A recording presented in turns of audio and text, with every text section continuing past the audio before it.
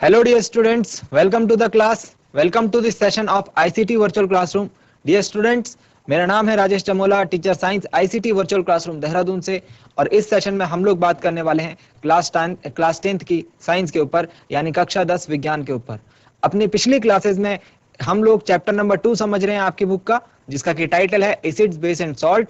और उसमें हम लोग काफी कुछ कवर अप कर चुके हैं। हम अम्ल और क्षारकों की रासायनिक गुणधर्म को समझ चुके हैं।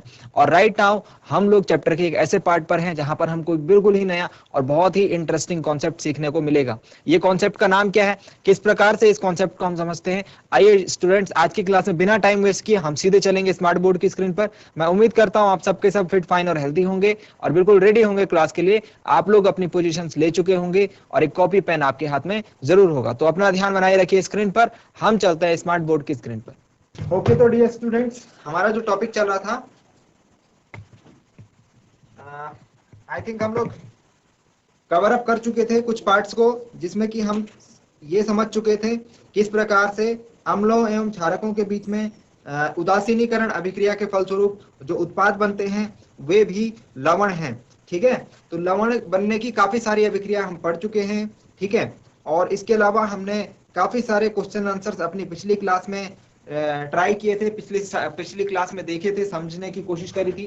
बच्चों, जो क्वेश्चंस मैं आपको चैप्टर के बीच में से बता रहा हूं, मेरी एक रिक्वेस्ट है आपसे कि आप उनको नोट डाउन रखिए, note them down in your personal notebook. जो डायरी आपकी है, कॉपी आपकी है, उसमें आप उनको जरूर नोट डाउन रखिए।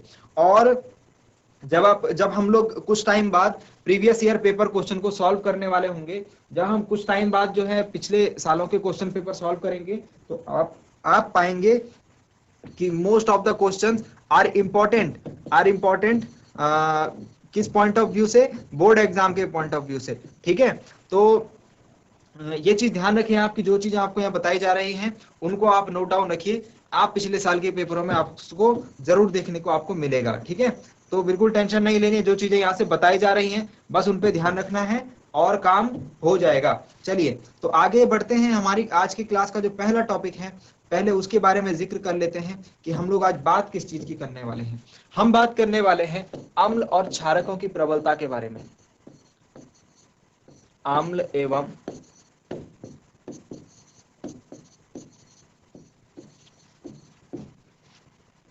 क्षारकों की प्रबलता। अब हमें यह पता है कि अम्ल वो पदार्थ होते हैं जो कि जल में विलय होने पर H आयन देते हैं। कौन से आयन देते हैं? H+ आयन, हाइड्रोजन आयन, या फिर इसे हमने हाइड्रोनियम आयन भी बोला था, याद है ना।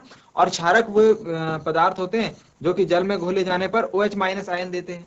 लेकिन हम ये तो पता लगा सकते हैं, अगर अब हमारे पास 10 पदार्थ दिए होंगे और हम ये पता लगा सकते हैं कि उनमें से कितने अम्ल हैं और कितने क्षार हैं, इस आधार पर कि उनके जल में घुलने के बाद वो H आयन या OH आयन दे रहे हैं। लेकिन अम्ल में भी आपने क्लासिफिकेशन पढ़ा होगा। अम्ल भी दो प्रकार के होते हैं बच्चों, प्रबल अम्ल एवं दुर्बल अम्ल। ऐसे ही क्षारक भी दो प्रकार के होते हैं, प्रबल क्षारक एवं दो दुर्बल क्षारक, है ना, स्ट्रॉन्ग एंड वीक। तो दुर्बल क्षारक, ठीक है, strong acid and weak acid, strong base and weak base. तो कैसे पता लगेगा कि चलो एसिड का तो हमने पता लगा लिया कि ये पदार्थ अम्ल होगा या क्षार होगा, क्षारक होगा, लेकिन ये कैसे पता लगाएंगे कि ये पदार्थ जो है कितना प्रबल अम्ल है, ये ज्यादा प्रबल अम्ल है या फिर ये कम प्रबल। तो अब की बार हमको 10 पदार्थ दे रखे, लेकिन उसमें सिर्फ अम्ल अम्ल हमें दे रखा है। अब हमें ये नहीं पता लगाना अम्ल कौन सा क्षार कौन सा, हमें सिर्फ अम्ल अम्ल। तो हमें ये पता लगाना है अब की बार कि प्रबल अम्ल कौन सा होगा, दुर्बल अम्ल। तो उसके लिए हमको क्या करना है, उसके लिए हमको एक नई चीज आज सीखनी है। और जब आप उसको सीखेंगे तो आप पता लगा पाएंगे बड़े इजीली कि अम्ल और क्षारकों में की प्रबलता को हम किस प्रकार से डिफाइन करते हैं। तो डियर स्टूडेंट्स, हमने क्या देखा था कि जब हम किसी पदार्थ को हम उसका विलयन बनाते थे, किसी पदार्थ का हम, जैसे सपोज अम्ल था तो उसमें हम जल मिलाते थे, तो वो क्या होता था, विलयन बनता था और उसका क्या हो जाता था, तनुकरण हो जाता था। तनुकरण का सीधा सीधा मतलब क्या है? तनुकरण का सीधा सीधा मतलब है H आयन या फिर OH- आयन। ठीक है, H आयन या OH- आयन की उपस्थिति की सांद्रता, कि जल में सांद्रता कितनी है उसके आधार पर। ठीक है, तो पदार्थ लिया हमने, उसको जल में घोला तो वो तनुकृत हो गया, तो उसके अंदर जो H आयन या OH आयन की सांद्रता था थी वो प्रभावित हो गई, इसको हमने तनुकरण बोला। ठीक हो गया। लेकिन अब यहाँ देखिए कि एच आयन और ओ एच आयन की जो सांद्रता है वो डिसाइड करेगी, वही डिसाइड करेगी, इसकी जो सांद्रता है वही डिसाइड करेगी कि अम्ल कितना प्रबल है या कितना दुर्बल है, विलयन कितना प्रबल है, जो क्षारक है वो कितना प्रबल है कितना दुर्बल है। समझ रहे हो? तो जल में उपस्थित हाइड्रोनियम आयन या फिर O H minus ion, hydroxide ion की सांद्रता ये डिसाइड करेगी कि वो अम्ल या क्षारक जो है वो कितना प्रबल या कितना दुर्बल है। तो हम इसके लिए क्या करते हैं, हम इसके लिए सूचकों का यूज करते हैं, इंडिकेटर्स। इंडिकेटर्स आपने पहले भी पढ़े थे। इंडिकेटर्स क्या थे? लिटमस पेपर इंडिकेटर था, है ना, हल्दी इंडिकेटर था, लाल पत्ता गोभी इंडिकेटर था, जो कि बता रहा था कि जो दिया गया पदार्थ है वो अम्लीय प्रकृति का है या फिर क्षारीय प्रकृति का। अब की बार हम फिर से एक इंडिकेटर का प्रयोग करेंगे और इसको हम यूनिवर्सल इंडिकेटर बोलते हैं, यानी सार्वत्रिक सूचक बोलते हैं। तो इस सार्वत्रिक सूचक के बारे में पहले तो लिखिए और फिर इसको समझते हैं कि ये दिखता कैसा है। ठीक है, तो इसके बारे में थोड़ा एक दो बातें लिखिए सार्वत्रिक सूचक के बारे में।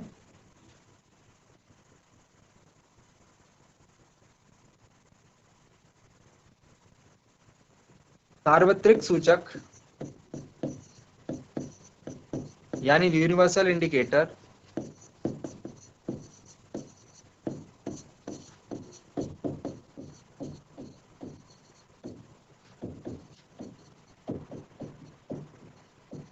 यूनिवर्सल इंडिकेटर किसी विलयन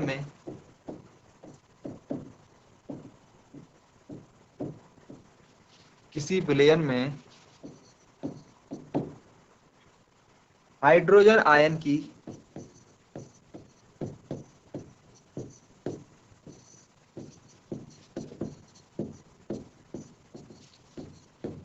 विभिन्न सांद्रता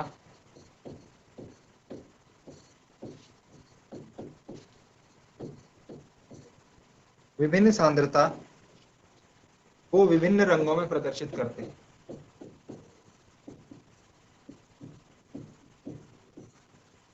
वो विभिन्न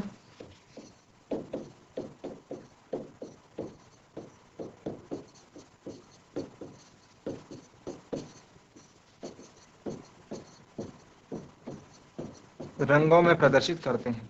समझ में आया? हमको कैसे पता चलेगा कि कौन कौन से पदार्थ में हाइड्रोजन आयन की सांद्रता कैसी है? रंग से पता लगाएंगे। ठीक है, तो हमने एक स्केल बनाया है, एक डिफरेंट टाइप का स्केल है, और इसी एक सार्वत्रिक सूचक के अंतर्गत एक स्केल आता है। तो वह स्केल कॉमा जिसकी सहायता से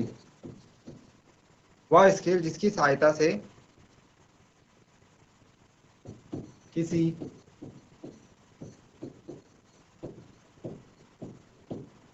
विलयन में उपस्थित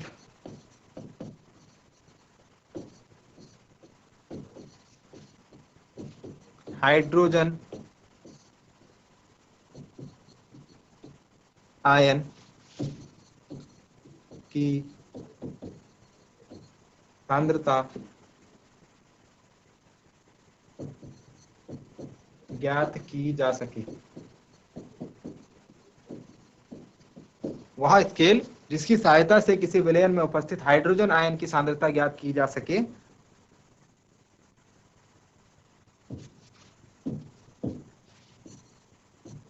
पीएच स्केल कहलाता है। क्या स्केल है इसका नाम? PH scale. इसे हम कहते हैं pH scale. Okay, hydrogen ion की सांद्रता ज्ञात की जा सके, इसे हम पीएच स्केल कहते हैं। तो कैसा दिखता है पीएच स्केल? इसे नोट डाउन कीजिए आप, फिर उसके बाद पीएच स्केल पर आपको लेकर चलते हैं।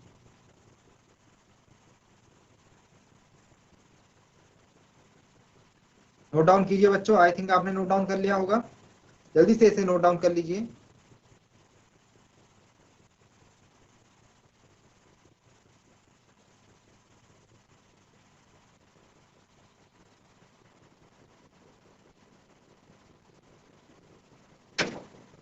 ओके, तो नेक्स्ट हम लोग चल रहे हैं इसके बाद।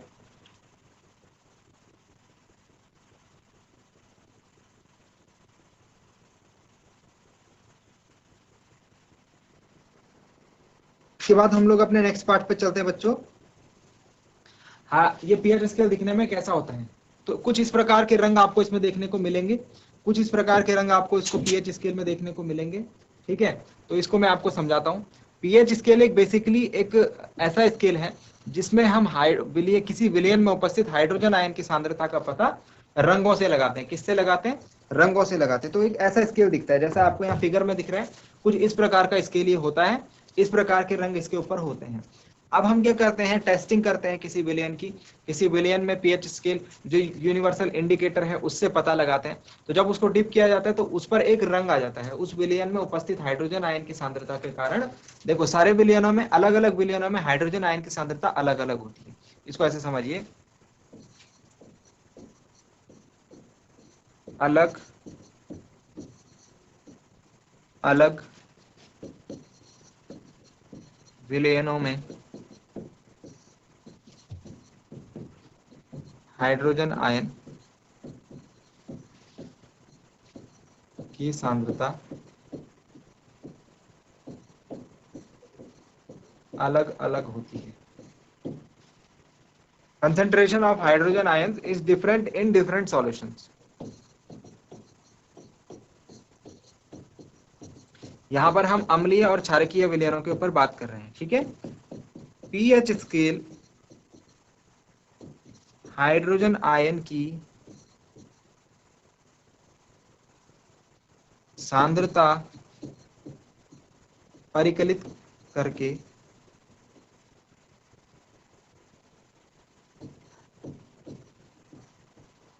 विलयन की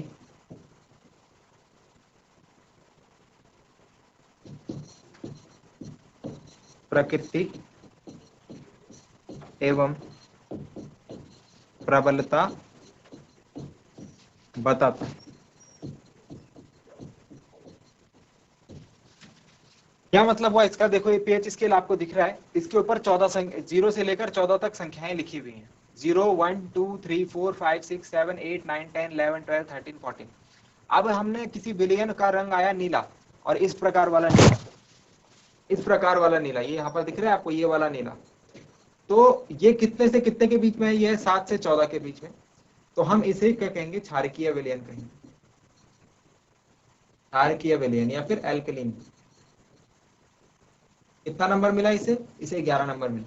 सपोज किसी पदार्थ का रंग ये आता है ऐसा येलो, तो हम इसे कहेंगे, ये कितने से कितने के बीच में? 0 से 7 के बीच में, तो हम इसे कहेंगे अम्लीय यानी एसिडिक।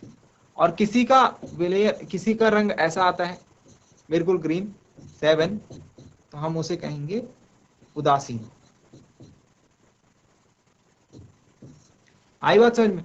तो हमको जो है पीएच से क्या होता है, पीएच से हमें संख्याओं का, किसी विलयन के लिए एक संख्या मिलती है, और उस संख्या को हम उस पीएच स्केल के ऊपर पता लगाते हैं, और फिर ये बता देते हैं कि जो विलयन की प्रकृति है वो कितने अम्लीय है या फिर कितनी क्षारकीय है। ठीक है, तो इस चीज को लिख लेते हैं जो बात मैंने अभी आपको बताई। इस स्केल पर 0 से 14 तक संख्याएं लिखी होती हैं। लिखिए मेरे साथ,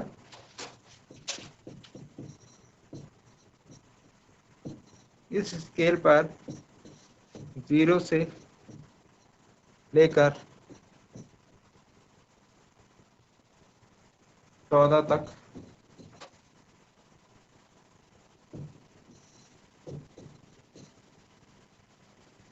संख्याएं लिखी होती हैं।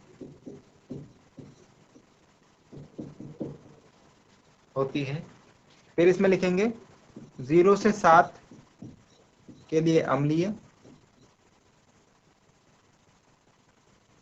7 के लिए उदासीन, एवं 7 to 14 क्षारकीय या एल्कलीन। ठीक है, एसिडिक, न्यूट्रल एंड एल्कलीन।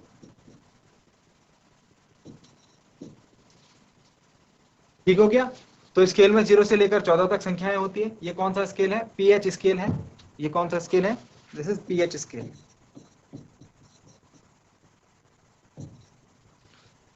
ठीक, नोट डाउन कर लिया होगा आपने, नोट डाउन कर लिया होगा।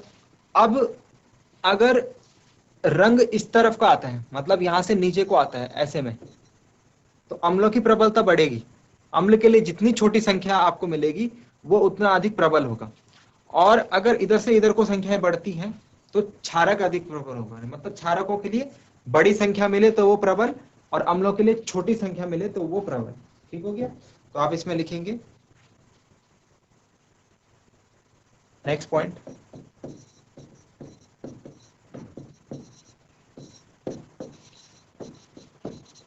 अम्लीय विलयनों की प्रबलता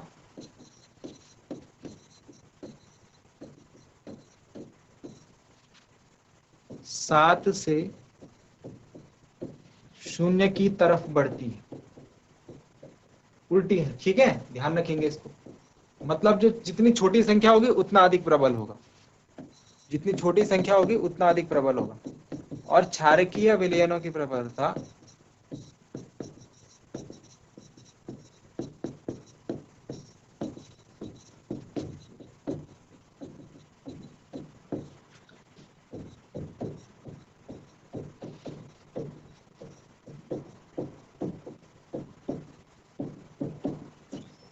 7 से 14 की तरफ बढ़ती है। अब आपके पास एक क्वेश्चन लिख रहा हूं मैं यहाँ पर डेमो के लिए। सपोज मैंने पता लगाया कि किसी विलियन में, किसी विलियन, मैंने 5-6 विलियनों का पीएच टेस्ट करा और उसमें जो मुझे संख्याएं प्राप्त हुई वो कुछ इस प्रकार से थी।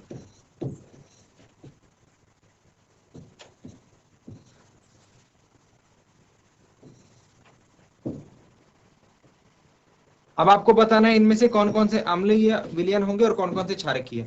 तो मैं बता सकता हूं कि जो 7 से कम है ये अम्लीय होगा यानी एसिडिक होगा, ये अम्लीय होगा यानी एसिडिक होगा, और ये अम्लीय होगा यानी एसिडिक होगा। क्षारकीय कौन कौन से होंगे? तो क्षारकीय के लिए मैं बता सकता हूं कि ये क्षारकीय होगा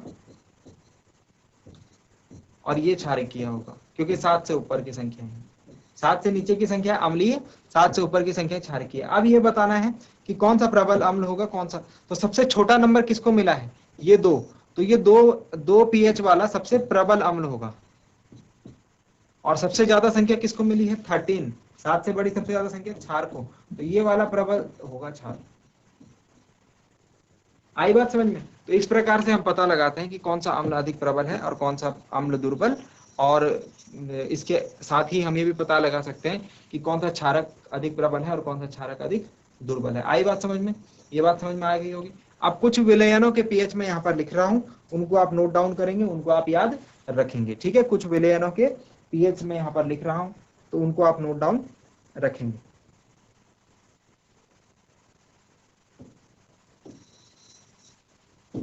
चलिए,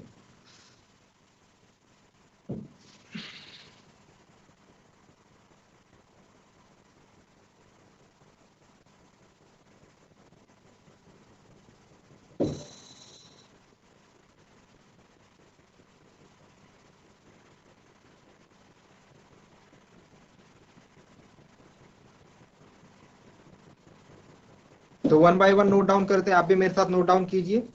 1, जो ये 1 और 2 के बीच में लगभग यहाँ पर 1.2 कैसा होगा? ये कौन सा होगा पदार्थ? अम्लीय।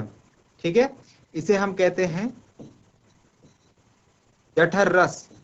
जठर रस आपने सुना होगा, ये हमारे शरीर में उपस्थित होता है। ठीक है, और इससे रिलेटेड इंटरेस्टिंग बात भी आपको पता लगेगी जब आप पढ़ेंगे इसको अगले कुछ चैप्टर्स में।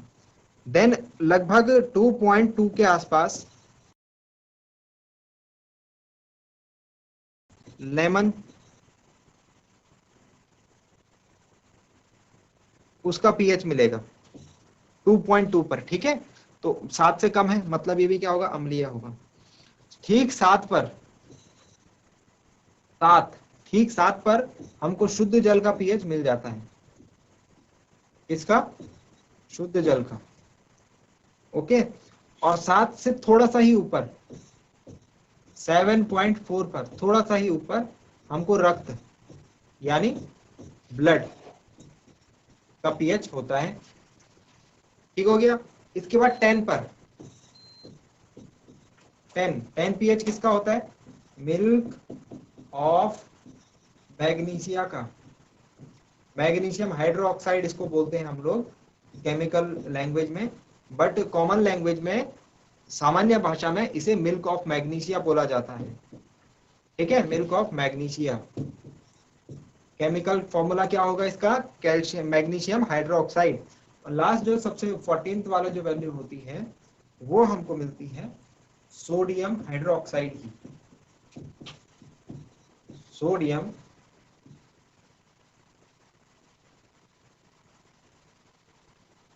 हाइड्रोक्साइड।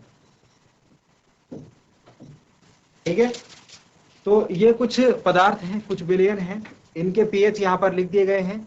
ठीक है, और इनको आप याद रखेंगे। अभी मैं और भी विलयनों के पीएच आपको लिखवाऊंगा। ठीक है, फिलहाल के लिए आप इनको याद रखिए। और बहुत सारे जो नेचुरल एसिड्स और नेचुरल बेसिस हैं, सॉरी जो नेचुरल एसिड्स हैं हमारे खाने के, हमारे जो भोज्य पदार्थ है उनमें उपस्थित जो प्राकृतिक अम्ल हैं उनके बारे में भी हम इसके बाद सीखने वाले हैं। तो पीएच स्केल में ये कुछ विलयन हैं जिनके कि आपको पीएच और नाम यहाँ पर लिख दिए गए हैं। ठीक है, तो 7 से कम जिनकी संख्याएं हैं, 7 से कम जो है वो अम्ल हैं और 7 से अधिक जो है वो क्षारक हैं, और ठीक 7 है जो वो शुद्ध जल। ठीक हो गया, डिस्टिल्ड वाटर।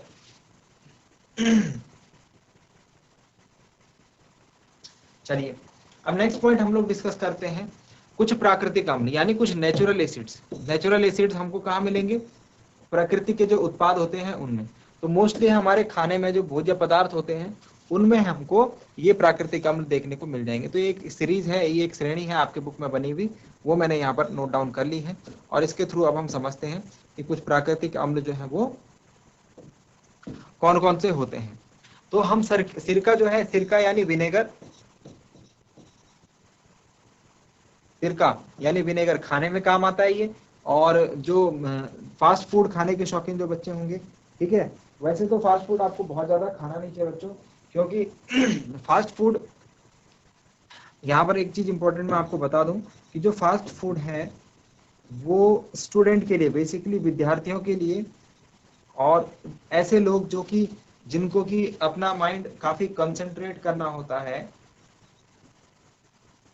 उनके लिए ये यूजफुल नहीं है। ठीक है, तो कभी कभार आप लोग जो है कभी कभार आप इसको यूज कर सकते हैं। ठीक है, जो फास्ट फूड है फॉर टेस्ट ओनली, बट इससे कंसंट्रेशन में काफी दिक्कत आती है। तो स्टूडेंट्स और ऐसे लोग जिनको कि कंसंट्रेट कर होकर के काम करना पड़ता है उनके लिए ये चीज नहीं बनी है, आप इसको अवॉइड कीजिए। हाँ, आप इसके अलावा जो नेचुरल फूड है, घर का जो खाना है, उसको अगर प्रेफर करेंगे तो वो आपके लिए कई गुना ज्यादा बेनिफिशियल रहने वाला है। ठीक है, तो सिरका जो है ये एक पदार्थ है जो कि आजकल फास्ट फूड में से काफी, घरों में भी काफी यूज होता है। ठीक है, देन इसका जो नाम है, इस सिरके में उपस्थित जो अम्ल है उसका नाम है एसिटिक अम्ल, यानी कि एसिटिक एसिड। एसिटिक एसिड कौन सा अम्ल है? जो कि सिरके में उपस्थित होता है। ठीक है, और आप अपनी आगे आने वाली क्लासेस में आई थिंक क्लास आगे आने वाले चैप्टर्स में ये है कार्बन वाला चैप्टर नंबर 4, उसमें आप इस एसिटिक अम्ल को और अच्छे तरीके से देखने को आपको मिलेगा, सीखने को आपको मिलेगा। ठीक है, अभी के लिए याद रखिए एसिटिक अम्ल मतलब सिरका। नेक्स्ट है संतरा। संतरा यानी ऑरेंज, खट्टा होता है। जो भी खट्टे पदार्थ हैं उनके अंदर सिट्रिक एसिड आपको मिलेगा। कौन सा एसिड मिलेगा? Citric acid. जो खट्टे पदार्थ होते हैं, जैसे कि नींबू देखिए यहाँ पर, लेमन, लेमन के अंदर कौन सा एसिड है? Citric acid. ठीक हो गया। इसके अलावा इमली, इमली टर्मेंडम बोलते हैं इसे, और इसके अंदर टार्टरिक एसिड प्रेजेंट होता है। Tartaric acid. ठीक है, लास्ट वन इज टमाटर, टोमेटो, इसके अंदर ऑक्जेलिक एसिड प्रेजेंट होता है। ठीक है, खट्टा दूध यानी जिसे हम दही बोलते हैं, कर्ड, उसके अंदर कौन सा अम्ल प्रेजेंट होता है? देखो खट्टी होती है ना, मतलब अम्ल है, तो लैक्टिक अम्ल, लैक्टिक एसिड। एंड चींटी का डंक, आंट्स स्टिंग, आंट्स स्टिंग में आपको मिलता है मेथेनोइक एसिड। ठीक है बच्चों, कुछ बच्चे जो है ना हमारे साथ इंग्लिश वाले भी जुड़े हैं, जो कि इंग्लिश मीडियम में जिनकी पढ़ाई होती है, और उनके लिए हम यहाँ पर इंग्लिश में भी लिख रहा हूँ साथ में। ठीक है, नेटल स्टिंग, नेटल क्या होता है पहले तो मैं बता देता हूँ। नेटल स्टिंग जो है उसमें कौन सा अम्ल उपस्थित होता है? मेथेनोइक अम्ल, मेथेनोइक एसिड। अब ये नेटल क्या होता है? नेटल आपने देखा होगा, जो कि पहाड़ में रहने वाले बच्चे हैं, इन्होंने एक नाम सुना है कंडाली, जिसको बोलते हैं, है ना? कंडाली का नाम कितने बच्चों ने सुना है? जरा हाथ खड़े करके बताओ।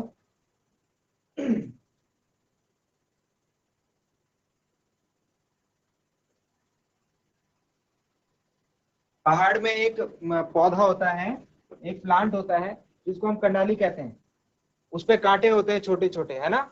उसे हम नेटल कहते हैं। क्या कहते हैं? नेटल कहते हैं। तो जब ये कंडाली किसी पर लगती है, जब ये नेटल किसी पर लगता है, तो जिस पार्ट पर लगता है वहां पर जलन होने लगती है, ठीक है, और खुजली होने लगती है। क्या होती है? खुजली होती है और जलन होती है। तो इससे कौन सा अम्ल निकलता है? जब कंडाली लगती है तो इसमें छोटे छोटे क्या होते हैं? बाल होते हैं। क्या होते हैं? नेटल के छोटे छोटे बाल होते हैं। और इससे क्या होता है? इन बालों से के संपर्क में आने से उस पार्ट पर जलन और खुजली होने लगती है। तो कौन से अम्ल की वजह से होती है? मेथेनोइक अम्ल की वजह से। कौन से अम्ल की वजह से? मेथेनोइक अम्ल की वजह से।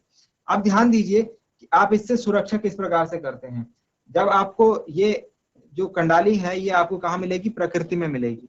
तो प्रकृति की वजह से क्या हुआ? आपको क्या हुआ?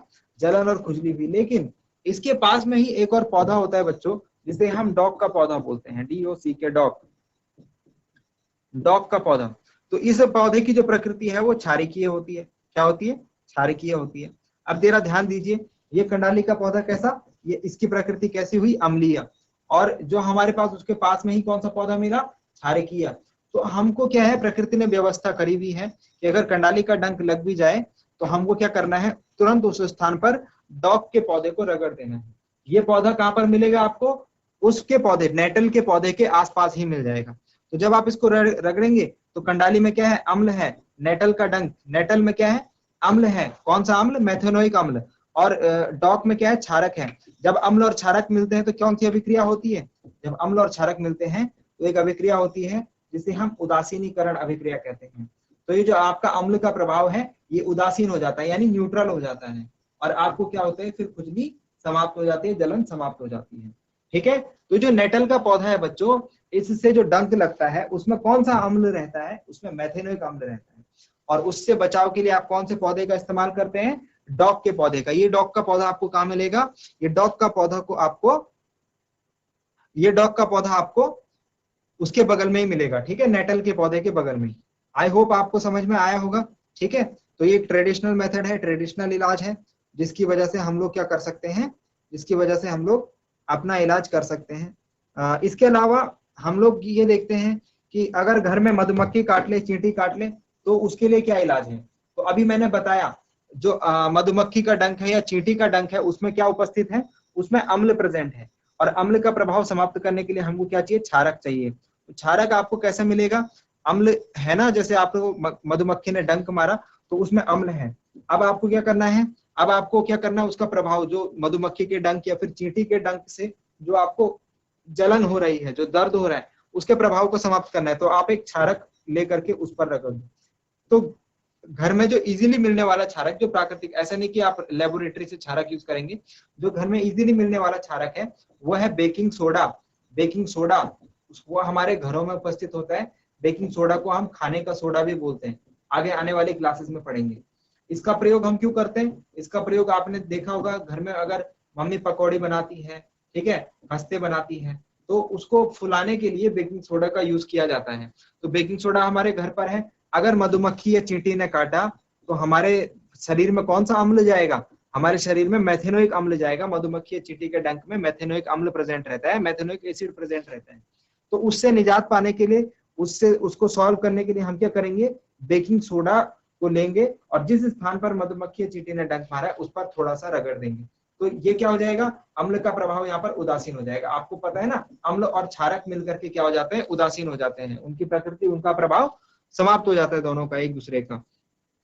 तो इस प्रकार से जो आपको जलन है, जो उसके प्रभाव है, उससे आपको थोड़ा राहत मिलने की यहाँ पर संभावना है। ठीक है, तो ये सारी चीजें हैं बच्चों जो कि आपने पीएच स्केल के बारे में पढ़े। एक बार दोबारा से रिवाइज करवाता हूँ, अगर किसी को कोई डाउट है, किसी को कोई क्वेश्चन है तो आप बेझिझक होकर पूछ सकते हैं। ठीक है, तो फटाफट से अगर किसी का कोई डाउट है तो हैंड रेस करके पूछ ले। मैं इसको रिवाइज करवा रहा हूँ आपके लिए एक बार। आज हमने जो जो चीजें पढ़ी, हमने, हमारा आज का टॉपिक जो था पढ़ने का वो ये था कि अम्ल और क्षारकों की प्रबलता का निर्धारण किस प्रकार से किया जाए। उसमें हमने ये देखा था सार्वत्रिक सूचक के बारे में। सार्वत्रिक सूचक क्या होते हैं, सार्वत्रिक सूचन का हम प्रयोग करते हैं किसी विलयन में हाइड्रोजन आयन की विभिन्न सांद्रता को विभिन्न रंगों में प्रदर्शित करता है। ठीक है, अलग अलग रंग में अलग अलग हाइड्रोजन आयन की सांद्रता हमको देखने को मिलती है। इस स्केल की सहायता से किसी विलयन में उपस्थित हाइड्रोजन आयन की सांद्रता ज्ञात की जा सकती है। ऐसे स्केल को हम क्या कहते हैं, पीएच स्केल कहते हैं। ठीक है, पीएच स्केल कैसा दिखता है, पीएच स्केल कुछ इस प्रकार का दिखता है जिसमें अलग अलग रंग होते हैं और हर एक रंग के ऊपर एक संख्या निर्धारित की होती है। इस संख्या की मदद से हमें पता लगता है कि कौन सा पदार्थ किस प्रकृति का है, क्योंकि अगर संख्या जो है 0 से 7 के बीच में होगी तो वो अम्लीय पदार्थ होगा, 7 होगी तो वो उदासीन होगा, 7 से 14 के बीच में होगी तो वो क्षारकीय प्रकृति का होगा। पीएचआई स्केल क्या करता है, एच आयन सांद्रता परिकलित करके विलयन की प्रकृति एवं प्रबलता बताता है। अलग अलग विलयनों में एच आयन की सांद्रता अलग अलग होती है, इसीलिए अलग अलग विलयनों में अगर हम पीएच स्केल का प्रयोग करें तो अलग अलग संख्याएं हमको देखने को मिलेंगी। अब हमने यहाँ पर देखा था कुछ अम्ल जो हैं उनके पीएच मान देखे थे, जैसे जठर रस का पीएच मान 1.2 होता है, नींबू के रस का पीएच मान 2.2 होता है, शुद्ध जल का पीएच मान 7 होता है, रक्त का जो पीएच मान होता है 7.4 होता है, मिल्क ऑफ मैग्नीशिया का पीएच मान 10 होता है, सोडियम हाइड्रोक्साइड का पीएच मान 14 होता है। ठीक है, और अम्लीय विलयन 7 से 0 की तरफ प्रबलता बढ़ेगी, मतलब अम्लीय को जितना छोटा से छोटा नंबर मिलेगा उतना अधिक प्रबल होगा, और क्षारक को जितना अधिक से अधिक नंबर मिलेगा वो उतना अधिक प्रबल होगा। बात समझ में आई। नेक्स्ट जो हमने पॉइंट पढ़ा था वो ये पढ़ा था कि कुछ प्राकृतिक अम्ल यानी कुछ नेचुरल एसिड्स जो कि हमारे खाने पीने के सामान में या फिर हमारे आसपास प्रेजेंट होते हैं, प्रकृति में हमको मूल रूप से वो देखने को मिलते हैं। ठीक है, तो इस प्रक्रम में अब हम जो नेक्स्ट चीज समझने वाले हैं, इस पार्ट में, इस पूरी प्रोसेस में अब हम जो नेक्स्ट चीज समझने वाले हैं जिसके ऊपर हमारा फोकस रहने वाला है वो ये है दैनिक जीवन में पीएच का महत्व। अब हम लोग जो समझेंगे नेक्स्ट क्लास में उसकी हेडिंग आप डाल दीजिए, हम लोग समझने वाले हैं दैनिक, अगली क्लास के लिए हेडिंग डाल दीजिए जो कि हम अगली क्लास में पढ़ेंगे, दैनिक जीवन में पीएच का महत्व, यानी कि पीएच इन एवरीडे लाइफ। दैनिक जीवन में हम लोग पीएच को कहाँ कहाँ देखते हैं, क्या उसका इंपॉर्टेंस है, किस प्रकार से हम पीएच को जो हमने अभी तक पढ़ा उसको हम दैनिक जीवन में किस प्रकार से यूज कर सकते हैं। ठीक है, तो डियर स्टूडेंट्स ये था हमारे पास कॉन्सेप्ट, और यहाँ पर प्रबल अम्ल और दुर्बल अम्ल के बारे में एक पॉइंट आपको नोट करना है। प्रबल अम्ल और दुर्बल अम्ल कैसे पता लगेंगे आपको, तो प्रबल अम्ल यानी स्ट्रॉन्ग एसिड, नोट डाउन कीजिए मेरे साथ, स्ट्रॉन्ग एसिड। स्ट्रॉन्ग एसिड वे पदार्थ होंगे जो कि जब जल में इनको घोला जाएगा, जलीय विलयन में घोला जाएगा तो ये अधिक संख्या में हाइड्रोजन आयन उत्पन्न करते हैं।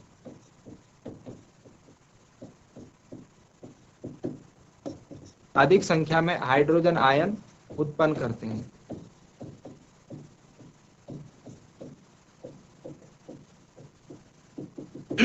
ओके, एंड इसके बाद अगर हम प्रबल क्षारक की बात करें, प्रबल अम्ल और दुर्बल अम्ल की बात करें, तो क्षारक क्या होंगे, क्षारक भी सेम होंगे, लेकिन OH माइनस आयन, क्षारक में कौन सा आयन होता है, OH माइनस आयन। तो जो अधिक संख्या में OH माइनस आयन उत्पन्न करते हैं वो प्रबल क्षारक होते हैं, और जो कम मात्रा में इनको उत्पन्न करते हैं वो दुर्बल क्षारक होते हैं। ठीक है, तो दुर्बल अम्ल में यहाँ पर लिखवा रहा हूँ, आप प्रबल क्षारक और दुर्बल क्षारक आप खुद से लिखना। ठीक है, वीक एसिड, क्षारक में कौन सा आयन होता है, OH माइनस आयन होता है। ठीक, कम संख्या में